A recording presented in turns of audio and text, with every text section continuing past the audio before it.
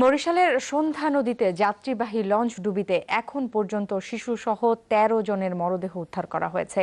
স্বজনদের দাবি, নিখোঁজ রয়েছে অন্তত ১৪ যাত্রী।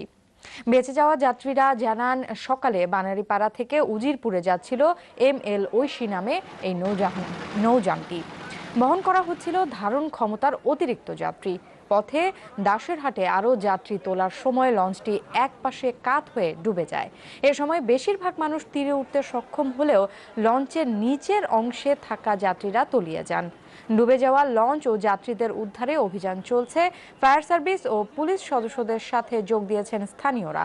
ফায়ার সার্ভিস কর্মীরা জানিয়েছেন, সন্ধ্যা নদীতে পানি বেশি থাকায় উদ্ধার তৎপরতা ব্যাহত হচ্ছে।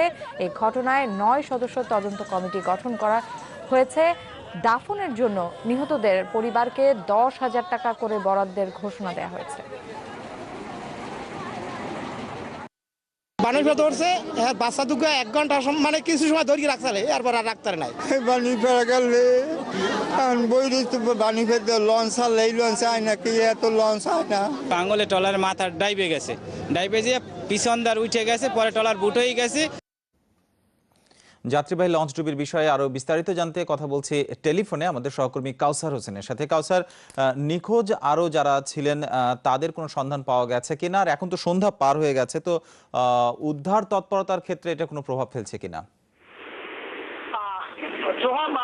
নিখোঁজ যে ২৬ জনের তালিকা করেছিল পুলিশ প্রশাসন, তাদের তালিকায় এখনো ২৬ জনের রয়েছে, কিন্তু স্থানীয়ভাবে যেমনটা বলা হয়েছে যে ১৩ জনের লাশ উদ্ধার হওয়ার পরে হয়তো আরো ১০ থেকে ১২ জন নিখোঁজ রয়েছে। এছাড়া ডুবে যাওয়া লঞ্চটি শনাক্ত করা হয়েছে এবং লঞ্চটি সনাতন পদ্ধতিতে টেনে উঠানোর চেষ্টা করা হয়েছিল ২ দফা, কিন্তু তাতে ব্যর্থ হয়েছে বিএডব্লিউটিএ বা ফায়ার সার্ভিসের যারা এই উদ্ধার অভিযানে অংশ নিয়েছেন। তো এখন আপাতত উদ্ধার অভিযান বন্ধ রয়েছে, তারা অপেক্ষা করছেন উদ্ধারকারী জাহাজ নির্ভীকের জন্য। আমি কিছুক্ষণ আগেই কথা বলেছি উদ্ধারকারী জাহাজ নির্ভীকের কমান্ডারের সাথে। তিনি যেমনটা জানিয়েছেন যে বিকেল ৫টা নাগাদ বরিশাল থেকে তারা ঘটনাস্থল সন্ধ্যা নদীর দাসেরহাট পয়েন্টের দিকে রওনা হয়েছেন, কিন্তু পথিমধ্যে দুটি ব্রিজ এবং বেশ কিছু জটিলতা থাকায় তারা কখন নাগাদ ঘটনাস্থলে পৌঁছাতে পারে বলে তেমন আমাদের নিশ্চিত করেনি। তবে তারা যেমনটা